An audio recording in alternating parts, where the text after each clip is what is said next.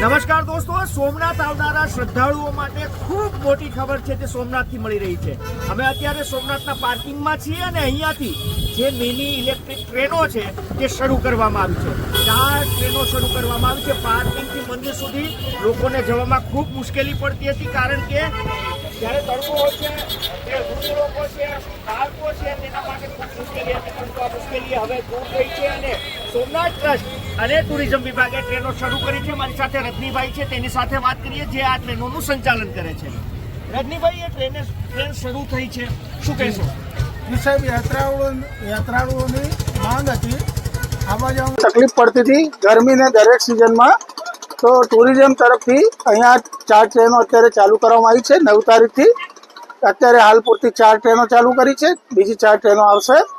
એમાં એના બધી ફેસિલિટીને નિઃશુલ્ક બધાને ફ્રીમાં મંદિર પાર્કિંગથી મંદિર સુધી અને મંદિરથી પાર્કિંગ સુધી અમે લઈ જવા લાવવાની સુવિધા છે. એક ટ્રેનમાં 18 માણસ આવે છે અને 4 ટ્રેનમાં 64 માણસ આવે. હજુ વધારો કરવાનું સરકાર ટુરિઝમ જે નક્કી કરશે. કેટલા સમય માટે ચાલે છે, કેટલી વખત આવે છે? સાહેબ, અત્યારે તો સવારે 6 વાગ્યાથી લઈને રાત્રે 10 વાગ્યા સુધી ચાલુ જ હોય છે કન્ટિન્યુ.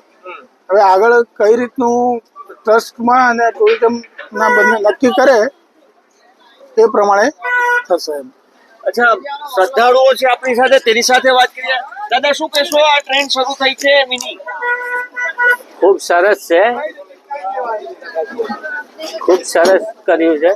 શું ફાયદો છે આનાથી તમને? ફાયદો એ કે સાધન મળે ના મળે, કોઈ ભીડ હોય એના માટે સારું છે.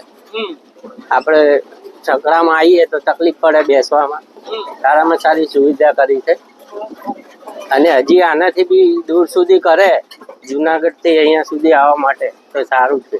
ટ્રેનમાં બેઠા છે, તેમને પૂછીએ કેવો અનુભવ થયા છે. શું નામ છે આપનું? ધનંજય, ક્યાંથી આવો છો? અમદાવાદ થી. શું કહેશો ધનંજયભાઈ, આ ટ્રેન ને લઈને? આ ટ્રેન ને લઈને આજે સોમનાથ ટ્રસ્ટ વાળા જે સારું કામ કર્યું છે ને, આ બધા જે બુજુર્ગ વૃદ્ધ માણસ હોય છે ને, એમને શું અહીંયા આવવામાં જે તકલીફ પડે છે ને, એનાથી સૌથી બેસ્ટ ફાયદો થયો છે. બસ સૌથી મોટો ફાયદો જે છે એમ. અચ્છા, બાળકોનું શું કહેશો? બાળકો માટે અપંગ હોય છે, બાળકો હોય છે, વૃદ્ધ હોય છે, એમની માટે સૌથી સારું કર્યું છે. પેલા મહિલાઓ હોય છે, આપણા જે ચાલી નથી શકતા, એમની માટે સૌથી બેસ્ટ કર્યું છે સોમનાથ ટ્રસ્ટ. શું કહેશો? અને ક્યાં ક્યાં સુધી દોડાવવા જોઈએ, લંબાવી જોઈએ એવી વાત હતી? લંબાવી જોઈએ એવું સોમનાથના દરેક મંદિરે જવું જોઈએ, અને જેથી કરીને પબ્લિક ને તકલીફ ના પડે. અહીંયા તો ભાલકા છે, ત્રિવેણી, હા, એ ત્યાં બી જવું જોઈએ.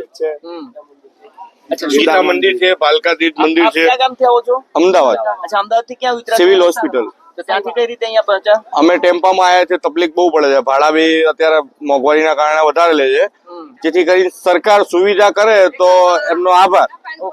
ધન્યવાદ. તો આ એ ટુરિસ્ટ છે જેમનું કહેવું છે કે આ જે મિની ટ્રેન છે તે શરૂ કરી છે, શાનદાર આયોજન કરવામાં આવ્યું છે, પરંતુ સરકાર આ તમામ મામલે જે સોમનાથ ટ્રસ્ટ છે, જે લોકો આવી રહ્યા છે પ્રવાસી, તેને સીધી અહીંયા બસ નથી. અમુક લોકો છે તે આગળ જ રેલવે સ્ટેશને પહોંચે છે, ત્યાંથી રિક્ષા દ્વારા અહીંયા આવવું પડે છે, તેને મુશ્કેલી પડે છે. જેથી કરીને આ સુવિધામાં વધારો કરીને સોમનાથ મંદિર ટ્રસ્ટના જેટલા પણ મંદિરો આવી રહ્યા છે ત્યાં સુધી, મતલબ કે ભાલકા હોય, ત્રિવેણી હોય અને સોમનાથ રેલવે સ્ટેશન હોય, તો અહીંયા સુધી આને લંબાવવામાં આવે તેવી માંગ કરવામાં આવી રહી છે.